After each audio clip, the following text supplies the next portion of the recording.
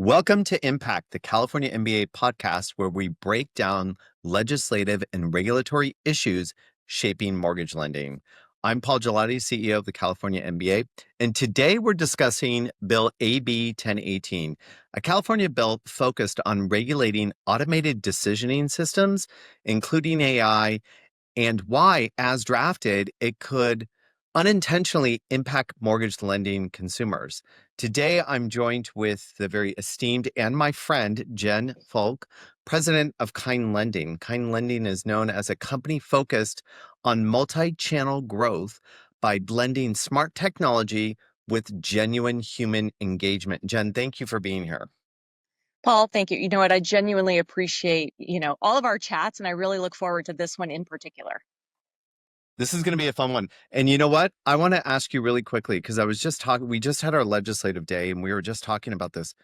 How did they decide to name the bill and have it be focused on automated decisioning systems now? Like automated decisioning systems came into existence, I think, in 1996 with DU and LP. So why is this a thing now? Isn't that kind of crazy? It really is kind of confounding, right? When you think about it, this is not new, right? The Right. automated decisioning and algorithms, this is not new. So the fact that they're really focused on the taking the AI and really overlaying what we've already been doing for years is kind of an interesting, revitalization, I guess. All of a sudden, out of the blue, it's almost like, let's join the noise. Let's make some chaos, right? So now let's talk about this. AI is back on the legislative agenda in California, specifically Bill AB 1018. That's a 2-year bill. So we were able to defeat it last year, and it's back with a vengeance this year. The challenge is that policy discussions often threat AI as new. So when in mortgage lending, as we were just saying, automation has been a part of underwriting and compliance and fraud detection for decades. So Jen, let's start off with a question. How is AI actually used in mortgage lending today? How does kind lending use AI? Today's AI in mortgage is mostly automation and decision support. So it's making underwriting, fulfillment, and sales teams faster and more consistent, really. But it's not replacing them. And so, for example, borrower engagement and lead conversion, that's kind of one of the biggest areas that we're focused on. Document processing, underwriting support, and as you mentioned, fraud detection and risk signals. Like that's not a new these are not new tools, but they are enhancing how we consistently apply what we're doing. And you said something interesting. And I just want to touch on it really quickly because AI is kind of getting a bad rap for taking the human out of the element. And that's one of the focuses with AB 1018 is that it's saying that um, AI is bias. And so it's actually AI is quite the opposite because it's just based off of data. But let's go back to taking, how, does kind lending focus on AI taking away jobs, or does kind lending focus on AI enhancing what someone does for a function? We talk about this all the time in our organization. This is not intended to replace the human element. The catchphrase we use here is technology where it matters, people where it counts. So, when you want to deliver a consistent customer experience across your enterprise, using AI as the foundation for that gives you the basis, right? And then the human interaction, which is so important, and that's one of the biggest things that kind lending, takes our pride in, is our relationships. Then we have Right. the ability to do that because we've enhanced our productivity by taking that basis of it and then really directing our time and attention into the people in our relationship. That's what it's all about, your relationships. As you know, we opened up. That's a focus We of did. kind lending. So AB 1018, the author created the bill. It had with intentions of protecting the consumer, but it applied broad requirements across all industries, right? So it's not just the way AB 1018 is written. It's not specifically just for mortgage lending. And so it goes across all planes. So without fully recognizing how heavily regulated mortgage industry already is, they're coming in and trying to apply this one bill to multiple industries. What do you think is the biggest operational concern for lenders if a bill like AB 1018 is implemented without industry nuance? So, again, remember 1018 applies not only to mortgage lending, it applies to medical, it applies to retail. So, the complexities of mortgage lending probably. Just as well, if not better than most. You're waist deep in it, or elbows deep, or however you want to look at it. But what do you think the difference is between other industries and our industry as it relates to AI functionality and AI tool? Let me first start by acknowledging that every time one of these intentional consumer protection type compliance laws, regulations come out, it's always an interesting time for us because we think, we understand the overarching protection of a consumer, but to your point, nuances, and especially if you're going to apply a broad-based AI related bill across multiple industries. So ultimately, when you really review AB 1018, the biggest operational concern for us and for other mortgage lenders should be the true impossibility of complying with rules governing automated decisions that the lenders do not control. So we started off our conversation about AUS and how this has been, AUS has had algorithms and it has been a part of the underwriting decisioning process for decades now.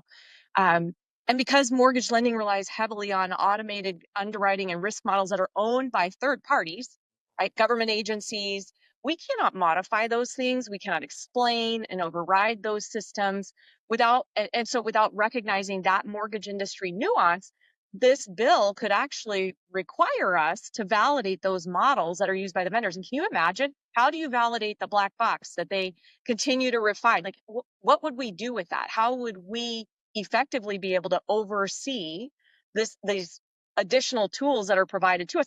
And by the way, these are tools that are already vetted, essentially, right? Mhm. Right. Yeah, as we said when we opened up, these tools have been in place. In place. AI enhances them, but the tools and mechanisms are already there. Now, the way that AB 1018 has been crafted, and when we look at fact sheets, front and center, we hear that it's for the consumer.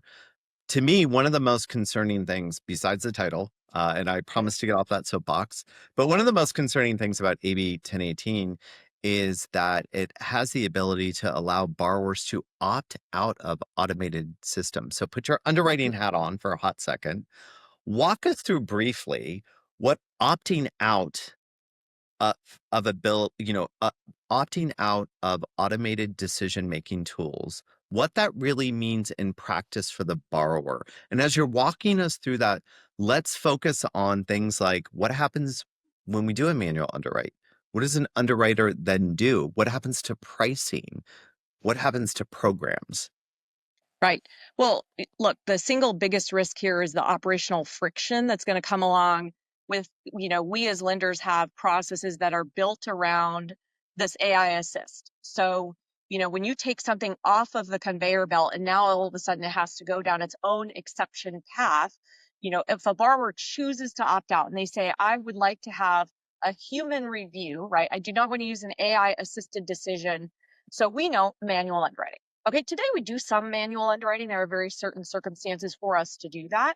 But taking that as an option versus these are the circumstances that would require that, as lenders, how do you even staff to know and understand which borrowers are going to opt out of your process? And so now you've got a streamlined process. You're going to take them off and you're going to put them onto their own exception path.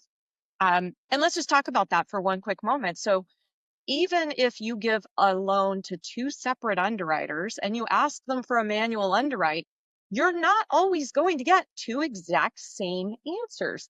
So, using an AI assist tool helps standardize some of that human bias. And it's interesting. So you made a comment about, effectively there's a belief that there's a bias in the AI.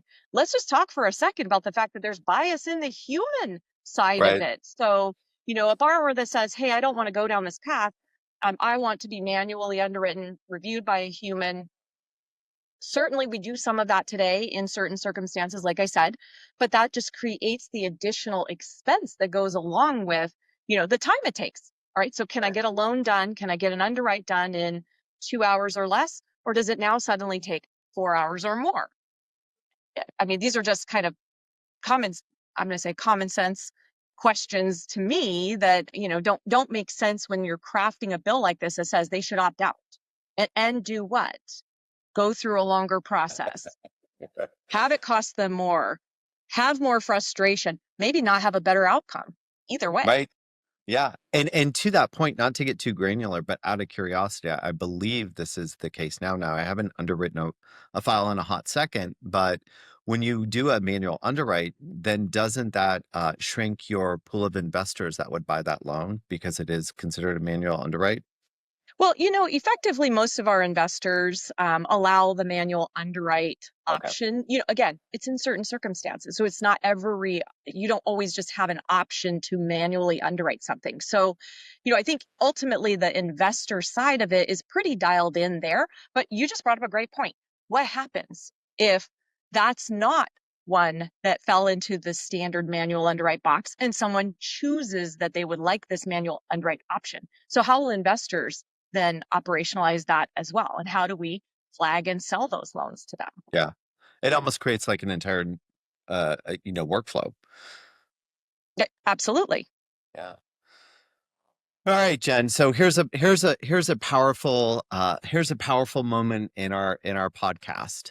If you were to give lawmakers one sentence, so create one sentence that they should remember about AI in mortgage lending, what would that sentence be?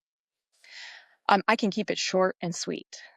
Most AI used in mortgage lending assists decisions that are already governed by federal fair lending laws. So, new regulation should reinforce those protections rather than unintentionally slowing responsible access to credit. Oh, that was brilliant. Beautifully put from a true profession.